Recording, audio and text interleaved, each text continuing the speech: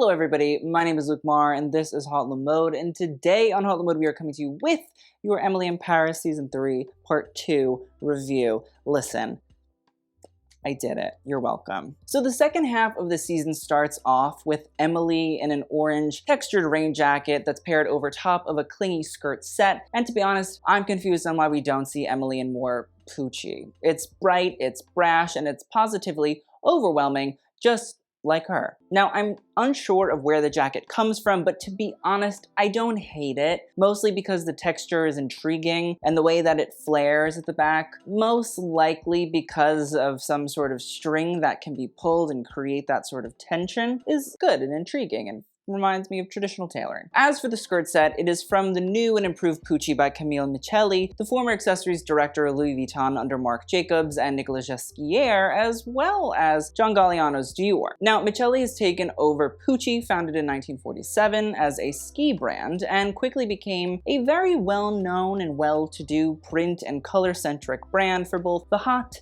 and the cold climates, and the hot and the cold people. But Micheli has brought it back to its roots by keeping it focused on the jet-set lifestyle and the working outside of the cyclical fashion calendar that the brand originally started with. Now, this set is actually called the Girandole, which translates to a branched candlestick or light fixture, which might explain the motif that we're seeing, but out of all of the Pucci prints in existence recently, of course this is the one Emily would be put in. Now, when Emily arrives in Provence, though, she wears a blue and white polka dot dress with some sort of triangular stomach cutout and some puff sleeves, and it works perfectly for the south of France. You know what I mean? Like, take what you can get. The bucket bag, made of wicker with panels of leather, doesn't feel too American tourist, and I have to say the leather gives it a little bit more of a modern feel. So shout out to Pollen, which is the French brand that makes it. I will say a close-up showcases Emily's pearl body jewelry underneath the dress, and I just need Marilyn Fitoussi to know that it's just not gonna come back. It's fetch. It is the fetch of fashion. Like,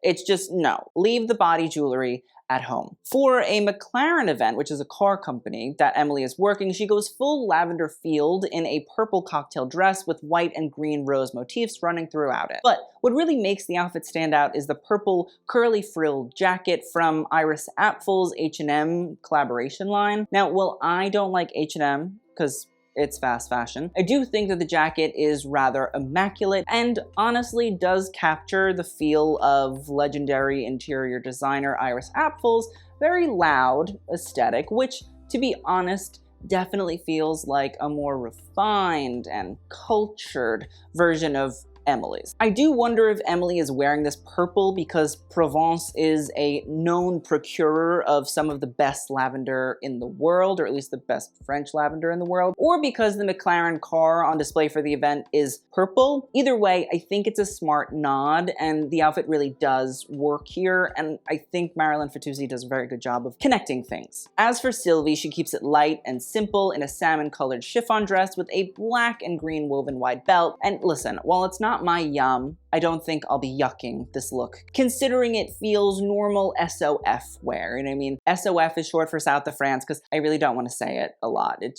takes up a lot of words. Also, quick side note, Catherine, Antoine's wife, is chicer than everybody thus far in the show. The loose blouse and linen pant combo was so chic. And I mean, that muted lace dress, wah, gorge, hot, sexy, I'm in love. Although I do think that Sylvie's lettuce hem dress from Proenza Schooler's little secondary line called White Label with the blurred poppy motif is honestly rather cool too. Emily finishes the episode off in a little orange vest with pieces of glass and paillettes piping it, and while I could say that the use of the white and the bright orange here could be a reference to, I don't know, color palettes of the 1960s, I still don't like the look.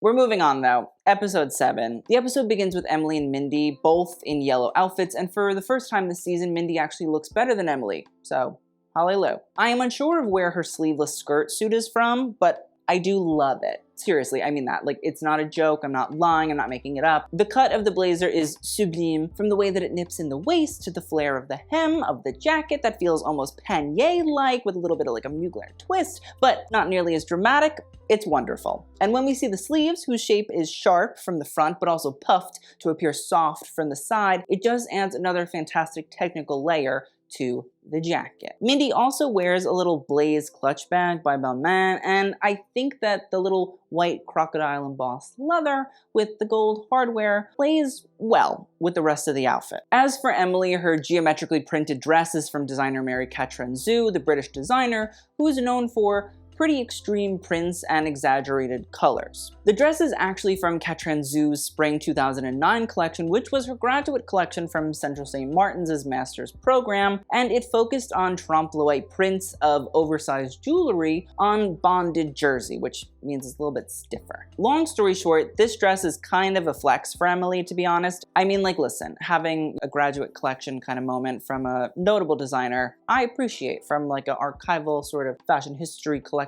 standpoint. As for the multicolored parka in yellow and orange or the purple boots, they can go. And I don't really feel like I need to explain why. Now, as for the Prada triangle bag, I think between the colors of the parka and the geometric elements of the Catronzu dress, it works. We then get to see Gregory Elliott Dupree, a designer who we met in season 2, who worked for Pierre Cardin, but has begun his own line. Now, he is showcasing his versions of the new uniforms for Air France, which is actually a very kind of common occurrence for fashion designers from all over the world. They are oftentimes asked to design certain airline uniforms. It's something that just sort of has been happening, I think, since the 60s. And so to see Gregory showcasing his collection in a mini airplane reminds me so much of Karl Lagerfeld's airplane-themed collection. And I don't mean the one in the Grand Palais, you know, the version with the airport terminal. No.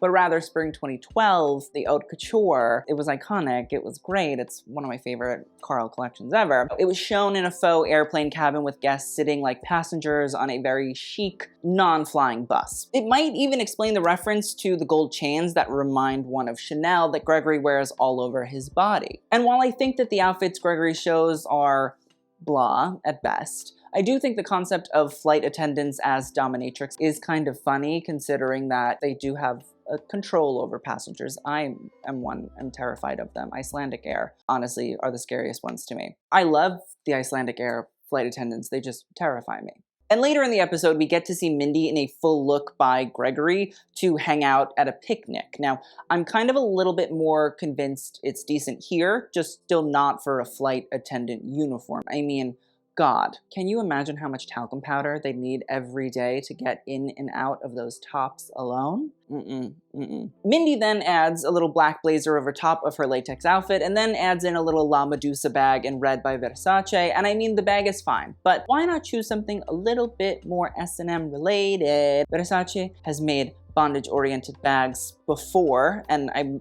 presume that they were in reference to its very iconic fall 1992 collection that was titled Miss S&M.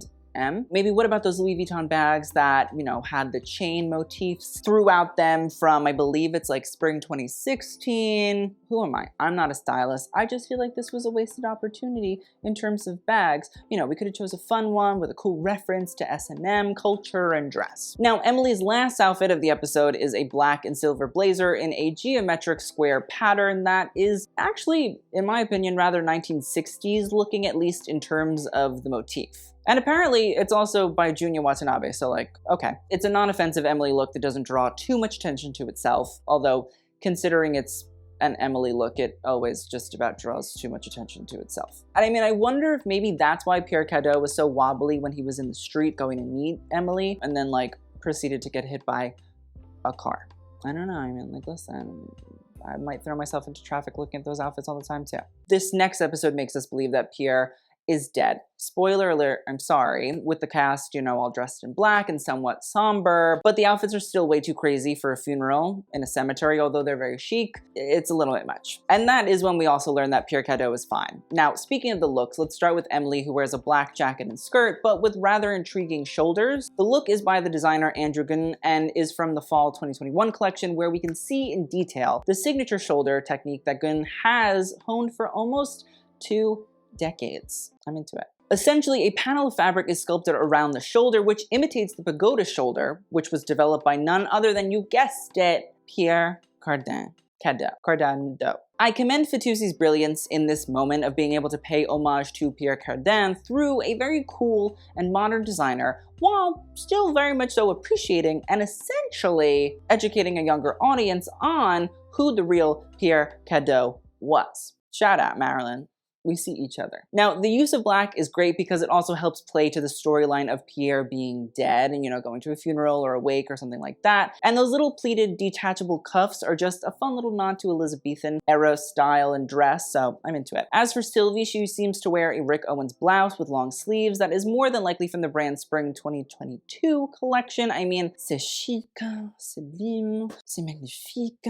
The top, it's fantastic, and it has such like a regality to it. And I mean, it's impractical, but who cares about practicality when A, you're filming a TV show, and B, when you are Sylvie Gratteau. And there is a lot of exposed skin, which I think is cool as well. It not only means that Philippine Leroy-Beaulieu is comfortable with it, but also that women of a certain age should not be afraid to showcase their bodies if that's what they want. I think between the exposed sternum and the stomach and the knee cutouts, it's honestly like a really brilliant look that proves that Sylvie's style is not to be messed with. Now, when Agence Gratteau holds a meeting with Gregory, Emily's top with upturned shoulders and with patent buckles is another moment that Fitoussi showcases her attention to detail. Emily nods to Pierre Cardin and Pierre Cardin in the shoulders, but also plays to Gregory's BDSM styles through the straps, and I think that it does a wonderful job of Emily and Agence Gratteau's attempt to placate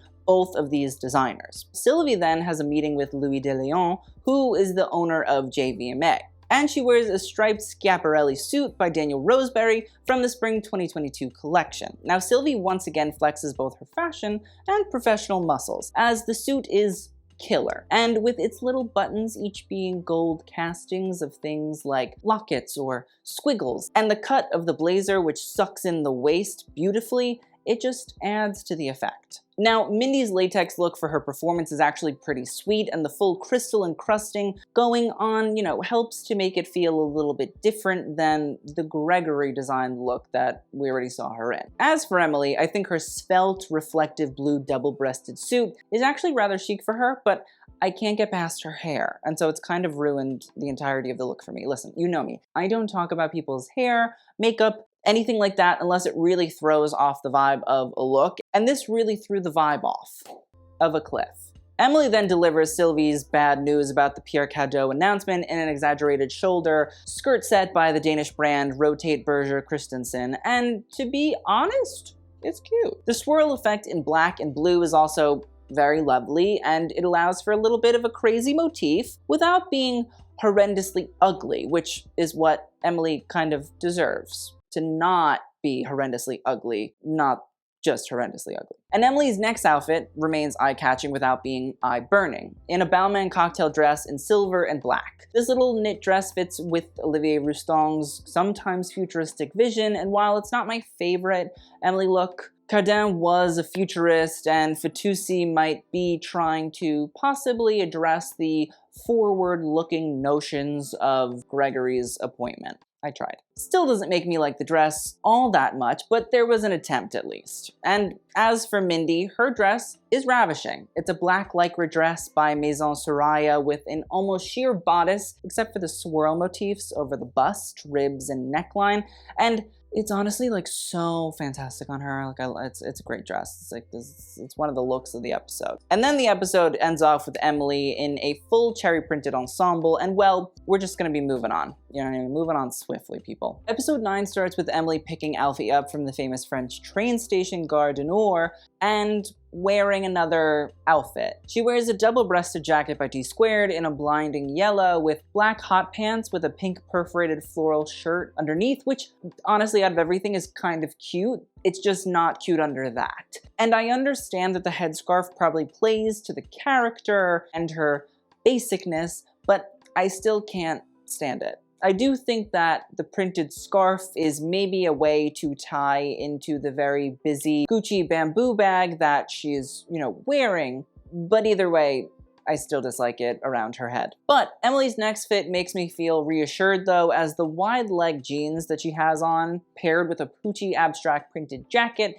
that flows out as she tromps down the stairs of the Sacré-Cœur, has honestly like a pretty cool 1970s feeling about it. Now, apparently she is also wearing a Chanel crossbody in neon pink tweed, and while I think it's a color that works with the outfit. I would rather just have seen, you know, like a caviar leather version and called it a day. So I do love the jacket with the pants, like it was cute. We move on, and I will say that Julian in a damier printed Louis Vuitton jacket in teal and white is really cute. And then we also saw Camille, and she returns to Paris in a rather chic look too. Can't find what the brand is, but the cross motif crop top and asymmetrical skirt is very cute and feels kind of good for rekindling your love with your boyfriend. Now, the black lace piping on the skirt is the real element that, to be completely honest, makes it a winner. And with the black buckle, Mary Jane's, I think it makes Camille's return non-offensive visually, and I'll take it. I should also mention a quick but effortless moment from Sylvie in that cape top with the black cigarette pants,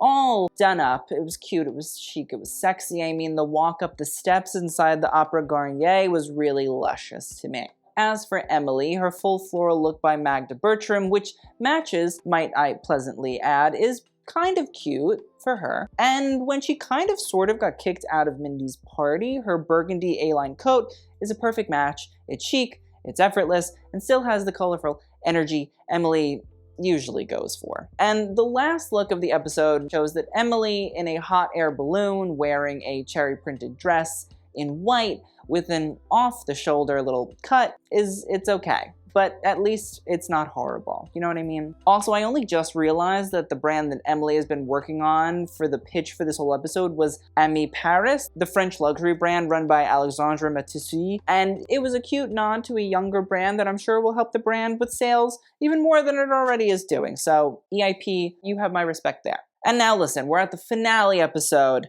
Thank goodness.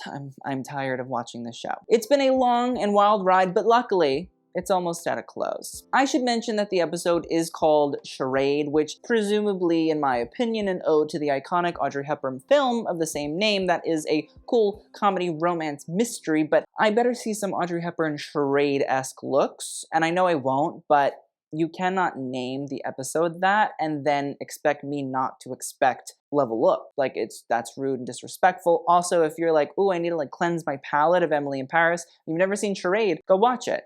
If you have seen Charade, go watch it again because you know it's fantastic. Anyways, Emily starts the episode off with a loudly plaided look in black, white, and red, which isn't unusual for her, but it's like kind of uncommon. Her just wearing somber-esque things is just not usual Emily. Now, I mean, the miniature checkerboard jacket is rather interesting, only because from a distance it looks like a plaid, but only up close can you see that it truly is just like a checkerboard motif. Now, the houndstooth pants with the frayed edges actually does a decent job of keeping the look on a somewhat cohesive and consistent path, but the pageboy hat, as per usual, does way too much and makes me want to get zapped with a Men in Black stick so I forget everything. As for Camille, she goes for a black with white detailed collarless sweater, which has that traditional Chanel feel, just without the boucle tweedy texture. And the sweater is a Miu Miu style, again, probably an homage to the very iconic Chanel aesthetical sort of style with the collarless element, the pockets with the trim, but the bag that she's wearing is a Prada re-edition mini bag in that light yellow, and seeing that Prada and Miu Miu are sister companies,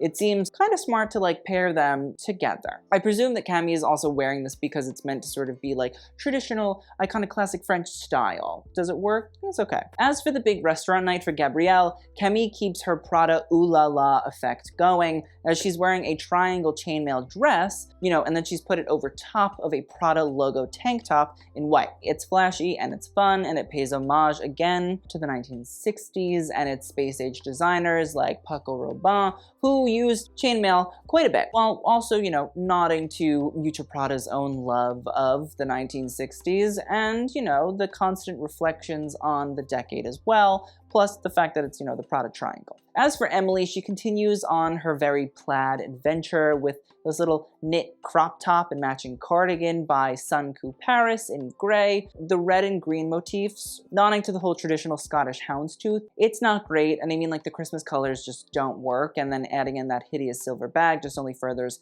the insult. Now, as for Mindy, she goes for a crisscross halter dress in black that, you know, she uses to, well, not uses, but I guess wears to yell at her boyfriend Nicolas from Balmain. I think yelling at your boyfriend in the dress is cute, but if I was getting yelled at by anybody wearing those clodhopper platform boots, I'm gonna be honest, I wouldn't be able to focus on anything but them. In a meeting with Turner and Ascot, who I believe is meant to be a faux version of Turnbull and Asser, the famous British shirt maker, Emily wears a little Louis Vuitton silk scarf bomber jacket and a matching skirt. Circling back to Louis Vuitton's interest in the show. Listen, I might be being presumptive here and, assuming that Louis Vuitton is interested in the show. They might have nothing to do with it. So in advance, I apologize if this is the case. But to be fair, I think that the look is actually very nice. The jacket fits well, and the flowing maxi skirt with the vintage bag scarf motif honestly adds like a nice little dressed up feeling that's actually for once appropriate for work.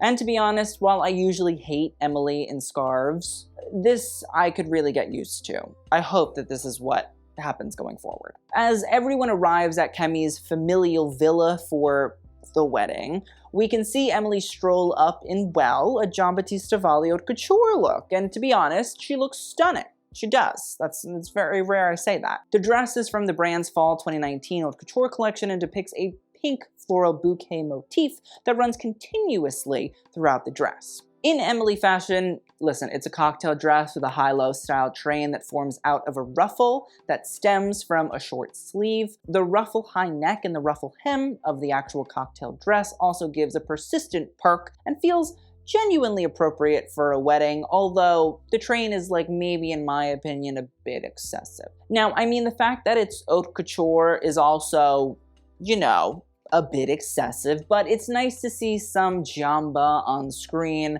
I will not complain. As for Alfie, the peach-colored suit is dashing on him, and it complements Emily while, not overtaking the look whatsoever. Mindy shows up in a bold red dress with cutouts at the sternum and stomach, with a lot of skin showing, and listen, I am not a prude at all. The dress is just kind of ugly. The styling of it also doesn't help, as the sheer red gloves and the heaping of gold body jewelry only makes the already overzealous look feel even gaudier.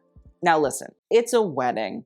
Proper and appropriate attire that does not take attention away from the bride is kind of the point of, well, wedding guest style. I'm not saying that you have to dress so poorly that nobody wants to look at you, but Emily does a good job of standing out while not taking all of the attention in the room. As for Mindy's look, you're gonna be staring at that thing for a long time. Now, Camille greets her guests in a wide-gathered, off-the-shoulder white cocktail dress from the French brand Jacquemus, which also doubles as her actual wedding dress. Now, I think that Jacquemus is a great option. The fabrication and the design is wonderful and would make for a beautiful long dress with a little bit of drama. And I'm not knocking cocktail-length wedding dresses by any means, do what you want. I just think that the show should have made a little bit more spectacle for drama. It's a finale.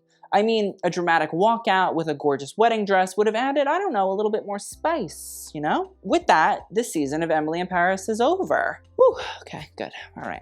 Just have to wait till, later this year. All in all, I think that the change of costume designer to Fitoussi for Emily in Paris is really, really good. I mean, it's not amazing, because, well, it's Emily in Paris, but the show feels at least a little bit more chic, a little bit more bearable, and a little bit more thought out when it comes to costume design in general. And for that, shout out Marilyn Fitoussi, but still, it's low-key a fashion shit show in general. That's my thoughts, my appraisal on it. But I'd love to know what you guys think of, the rest of this season. Please let me know in the comments down below. I will see you guys in the next video, and TTYL.